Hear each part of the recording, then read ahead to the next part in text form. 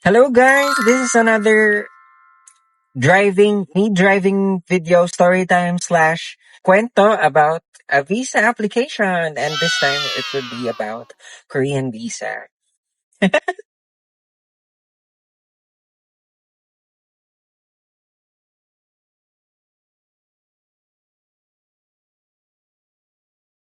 Ayan, so if you've seen my other video, thank you so much for watching by the way. Last year I did a visa story about yung experience ko with Japan visa. So before you watch this video, if you want to check out some helpful tips if you're planning to sponsor your friend going to Japan, you can check out that video. Although, please note na to 2025 information yet, so some information might be updated na or something. But anyway, back to the purposes of this video. I'm going to share the story naman of my Korean visa application. Again, this is just for tourists, and this time wala akong sponsor because solo travel is charot. Since tipid mode na ako this year, I applied for a solo Korean visa. And ang magandang news this year, if you're also planning, and if you have a BPI, RCBC, or some cards, I'll be posting it here. If you have those cards, you have the option of going with the simplified Korean visa program. Now, sobrang dali nung program, guys, and kakwento ko siya sa inyo na bit. It started 2024, they extended it to 2025, and now they extended it to December 31, 2026.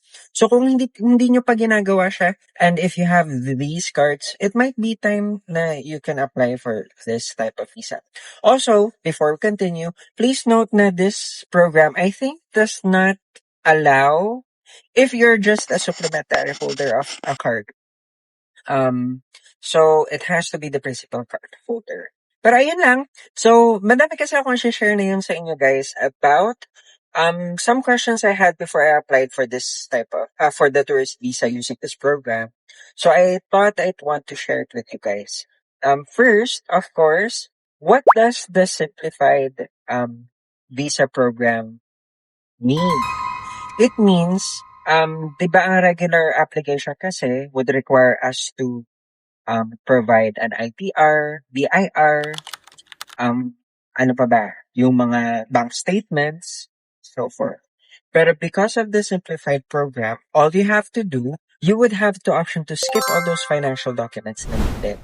So kasi normally 'di ba ang nire-require nila is may aside from BIR documents, dapat may TSA ka din or birth certificate. So because of the simplified program, you can also skip that. So financial docs, you would not need to submit it. You would only need to submit 3 months of your bank statement with the card that you're gonna present. So you don't have to provide na any, mga ADP, mga bank certificate, and also mga PSA, birth certificate, hindi na kailangan magbigay. Kasi naturally, if you have a credit card, of course, you already identify as a real person in the Philippines, I would guess. So, siguro kaya ganun na yung ginawa nila. So, ayun. After that, there's a few things that I want to share with you. First is, again, I'll just finish the topic for the requirements. The requirements that you only need would be, ayun nga, yung 3 months ng PSA mo, COE, you would still need a COE. Or if you're a business owner, you would need also siguro yung business permit mo or something like that. Tapos, also, if you go to the agency, baka makita nyo sa requirements na hindi na kayo kailangan ng passport photo. You still need a passport photo. Be reminded that you still need a passport photo, even though it's not included dun sa list. Kasi baka mamaya pabalik-balik kayo, or baka kailangan pagpunta nyo dun wala kayong dala that you already printed before, and masasayang lang you have to reprint again and have a picture. Please don't get confused. This requirements is based off of the agency na in-applyan ko. This is the same agency na in-applyan ko last year for the Japan visa story that I shared with you.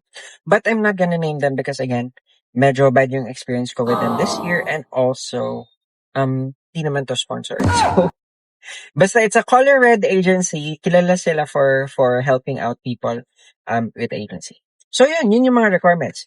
Now, aside from that, I'm also going to share with you the the benefits of going to an agency rather than going to the Korean app, to KVAC directly. Now, dito ako na-confuse. So, I think this might be helpful for you if I share it. Kasi dati, nag-appointment ako dun sa online, sa KVAC. And, sabi nila, pwede pala yung walk-ins sa Korean, sa visa application center. Ang pangit lang sa walk-in is, of course, you'll not be sure if you will be catered properly or immediately. Kasi nga, may first come first serve basis sila when it comes to the applications. So, um, normally yung makikita nyo appointment setting sa online is for the special kind of application. Pag nag-apply kayo is meron kayong reservation. So, sure na may mag-a-assist sa inyo. Plus, 2,000 pesos siya, but even then, I think bayad na dun yung delivery fee kasi i-deliver sa'yo yung ano. Pero this is the benefits of doing it through an agency. Now, through an agency, mas makakamura ka. One thing is because sa agency, um, kala ko hindi sila kumikita dati kasi even sa Japan Visa, hindi sila masyadong nag-charge last year. Pero it's really much cheaper when you go through an agency kasi una sa lahat, sinesend nila immediately agad sa KVAC without you having to set up an appointment sa mismong KVAC. Second is, sure na may i-apply nila yun sa'yo. Hindi mo na kailangan magpa-appointment, magpa-reservation sa, sa KVAC. Even though, yun nga lang, may mga specific schedules sila depending on your agency that you apply it with. At least, sure ka na pagka present mo lahat ng documents mo, una, they will assist you in telling you alin yung mga maling documents na na-fill out mo. At least pag nag-agency kayo, sasabihin nila agad sa inyo yung mga kailangan nyo i-reprint na maling pages. And also, again, going back to the yung cost, mas mura nga siya sa agency kasi for bulk orders, they get some sort of discount sa KVAC. So it's much more cheaper for us as well if we apply with them. So ayun. Now I'll go to the timelines of my waiting time. So I applied mga first week of January. Again, because yung Japan visa, by the way, segue lang yung Japan visa. Dapat sa Japan kasi talaga yung plano ko babalik this year. Pero, Japan has some sort of new appointing schedule na April pa sila magsisimula. So, if you're planning to go to Japan around February, March, or April pa yung first appointment. Pagkaintindi ko, or parang pag nag-apply ka na yun, April pa dadating yung visa, parang ganun. So, it's not really, nahabol ko for the first out of 3 international travel ko talaga per year is dapat malamig yung una. So, pag April na, hindi na malamig sa Japan. So, ayun, nakwento ko lang guys, in case you're also planning to go to Japan, mas okay, mas mahihirapan kayo if you plan it within the first quarter of this year kasi medyo mas magulo sila. Pero anyway, back to the story pa ulit-ulit pa. I'm sorry, lagi ako nagsasegue. So ayun, yung timeline is nag-apply ako first week of January. Makikita niyo yung details nyo agad after a week in the portal, in the visa portal, kasi sobrang ganda ng application dun guys. Malalaman nyo agad, kahit na nag-apply pa, malalaman nyo kung when na siya, if na-receive na yung passport nyo, if yung application nyo is already received. Also, if they're already processing it and if it's under review or if it's approved, when it's approved, and also until when yung validity na magiging visa nyo. So it's really nice. Because of the agency, sobrang smooth sailing lang nitong nangyari nito. Although I think nga ang pangit lang na part sa agency is of course you'll have to pick up your passport. But going back to the timelines again, we're sticking to the topic of timelines muna. So that's after I think 3 weeks makikita nyo na agad yung news. And again, I would probably imagine na they would deliver it if you did to you directly. But if you're from an agency, you can get it after 2 or 3 business days. Kasi kinukuha na may schedule din sila naman mag-pick up ng mga na-process na visas or passports. So, ayun. So, yun lang yung kwento ng visa application journey ko. Hope this was helpful. Also, one more thing pala. This is another subject on the going back to the visa cards that they allow.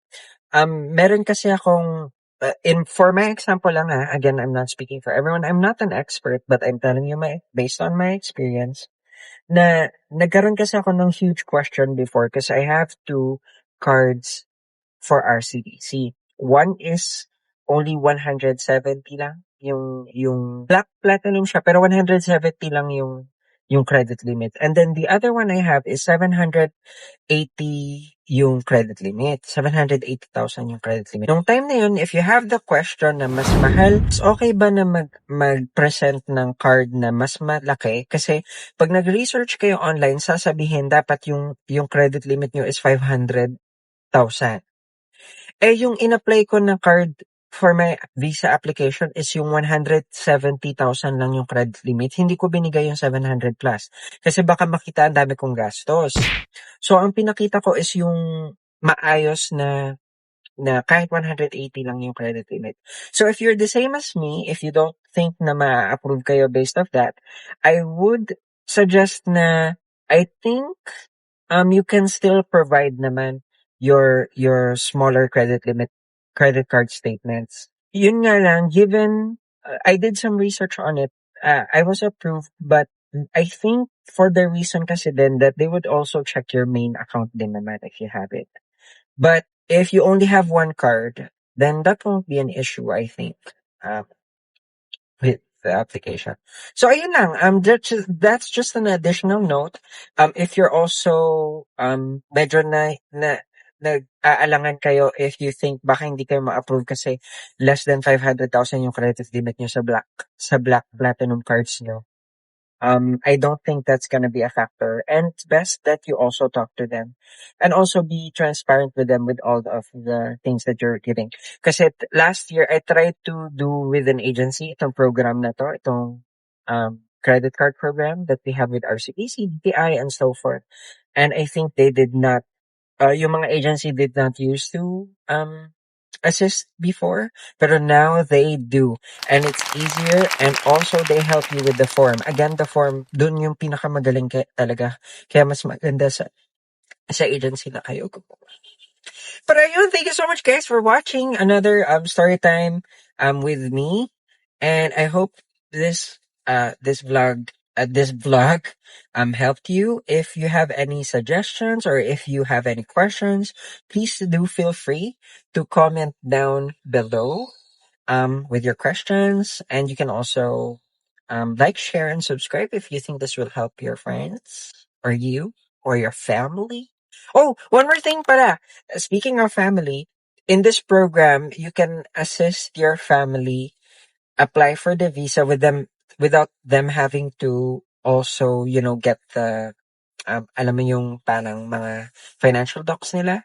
As long as they're immediate family. So your mom, your dad, your brothers, your sisters. Okay. But thank you so much for watching, guys. I hope this helped you. Also, please do like, share, subscribe kasi hindi pa ako nagmo-monetize, guys. And I would love to do a lot of travel vlogs for you, but I really can't afford only 3 travel per year as of now until you help me monetize. So please help me monetize. Because I've seen you watch my other videos. If it's helpful, just do the YouTube stuff. But thank you so much for watching. And nakailang beses na ako nag-thank you, but alam nyo na yun. And bye! Yay!